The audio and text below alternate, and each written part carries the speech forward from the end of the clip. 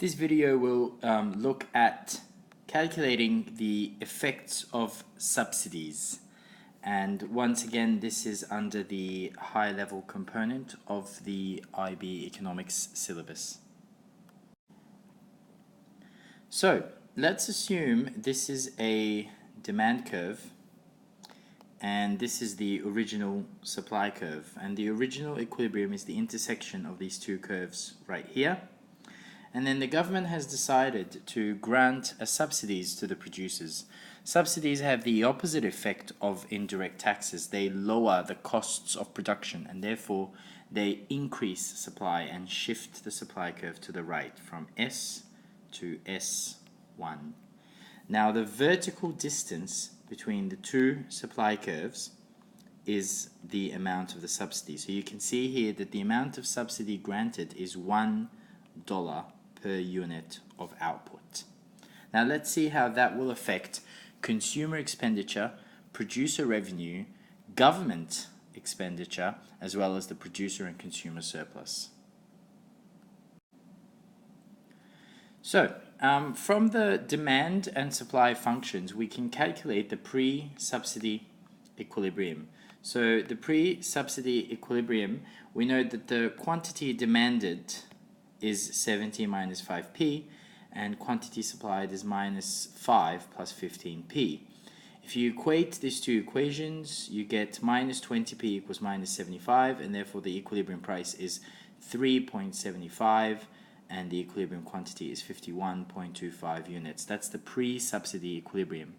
Now, if the government grants a subsidy of $1 per unit, how do we get the new supply curve? Well, we know that QS equals negative 5 plus 15p. So what you need to do is just add that $1 of the subsidy that's being granted. So QS equals negative 5 plus 15 bracket p plus 1.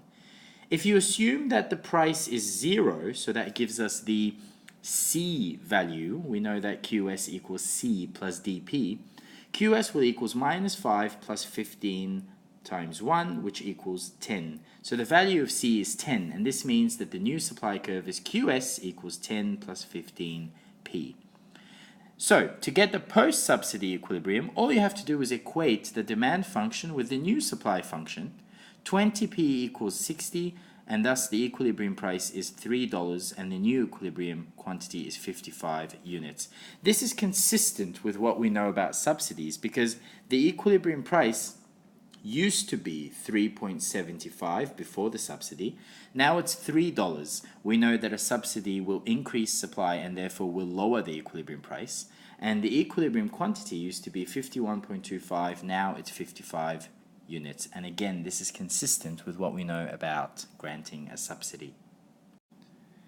Now let's have a look at the consumer expenditure before the subsidy. We know that how much the consumers spend will be the price times the quantity. So P times Q equals the pre-subsidy equilibrium, 3.75 times 51.25, which is 192.875.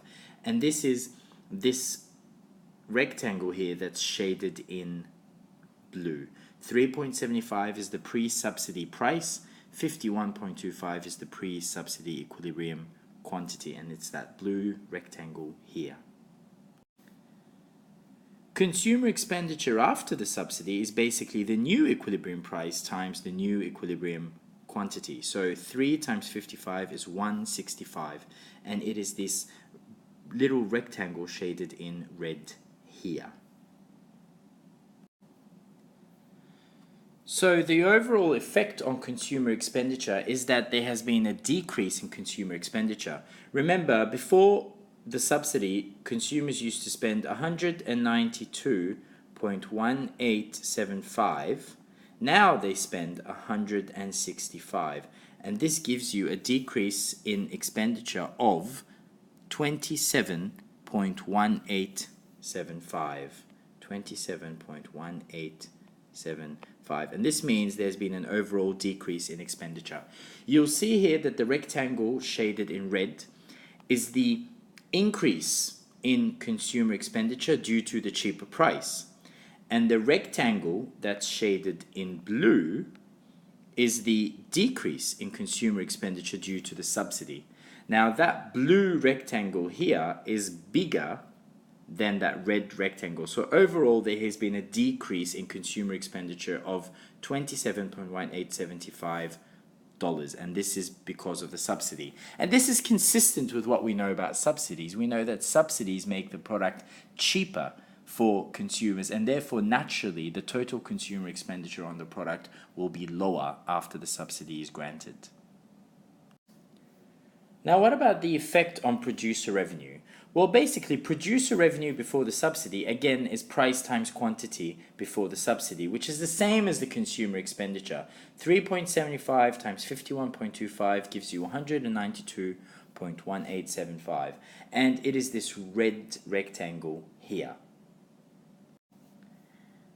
Now, after the subsidy is granted, the producers will receive the new equilibrium price times the quantity plus $1 per unit sold. So the producer revenue after the subsidy will equal the price plus the subsidy times the quantity, which will equal to the new equilibrium price 3 times 55 plus 1 times 55, which gives you $220. So all you have to do is multiply the quantity by the new equilibrium price plus the subsidy times the quantity, the new equilibrium quantity. And the producer revenue after the subsidy will be represented by this blue shaded rectangle here. So you can see that the subsidy has resulted in an increase in producer revenue.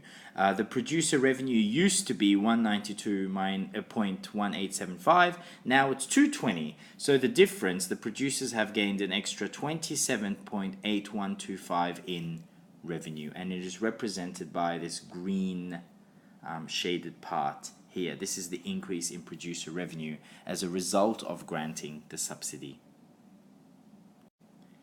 And this is also consistent with what we know about subsidies, because we know that subsidies will lower the costs of production for the producers, and this will generally also result in an increase in producer revenue, because essentially the government is giving the producers money to encourage them to increase production. Now, what about the effect on government expenditure? Well, basically, if the government is spending $1 per unit sold, just multiply that by the new equilibrium quantity.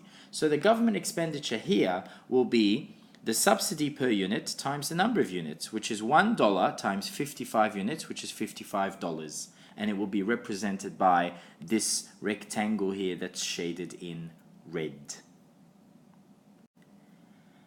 Now let's have a look at the effect on consumer and producer surplus. So this area that's shaded in blue here, that's the consumer surplus before the subsidy.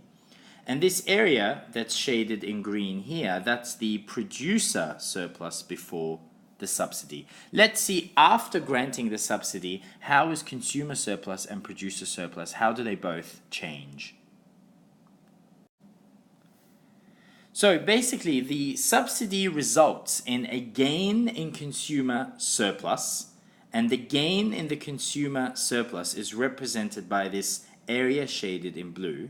It also results in a gain in producer surplus, which is represented by this area that is shaded in green at the top. So the producers and the consumers will gain some surplus. However, that big rectangle here is the total amount of money that the government spends on that subsidy. And this means that there is a certain amount of money that is spent by the government that no one really gains. This basically is the welfare loss right here.